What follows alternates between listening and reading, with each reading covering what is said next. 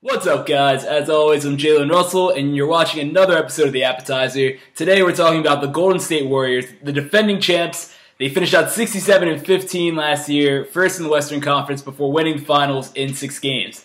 In the way of making moves in the offseason, they didn't do a whole lot. They re-signed Draymond Green and Barbosa. Those two were essential to the team last year. It was big for them to get them back, especially Draymond Green. He took a huge step offensively last year. He was already solid on defense, and he really put this team over the top and helped them capture that title. Barbosa was also really essential. He and Livingston played great together in the second unit and really led the team when Steph and Clay weren't on the floor.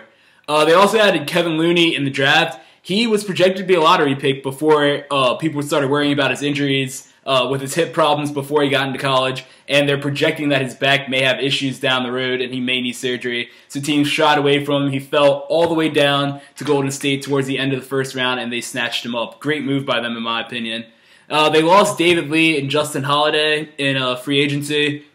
Not too big of a deal. David Lee didn't play that much this year, and especially with them drafting Kevin Looney and adding Jason Thompson, who isn't a great player, but he's serviceable. He can be a backup for sure.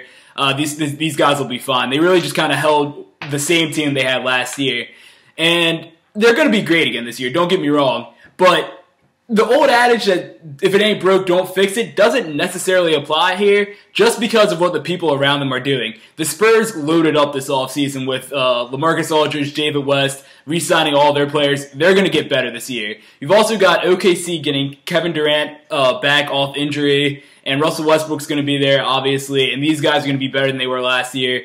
And the Clippers also reloaded. They finally added a bench. So I'm a little worried just because they didn't make that many moves. Just because they're the defending champs, obviously, they didn't have to make a whole lot of moves. But I'd just be a little worried that they might have had to make one more move, chase one more vet that would sign for the minimum and kind of put them over the top, just shore up their back line a little bit. As far as the record goes for this year, I've been finishing 61-21, just a hair down from last year. Not because they're getting any worse, but just, like I said, because other teams are getting better. And it's also hard to go 65-plus wins 2 years in a row, obviously. And I also have been finishing second in the Western Conference behind the San Antonio Spurs.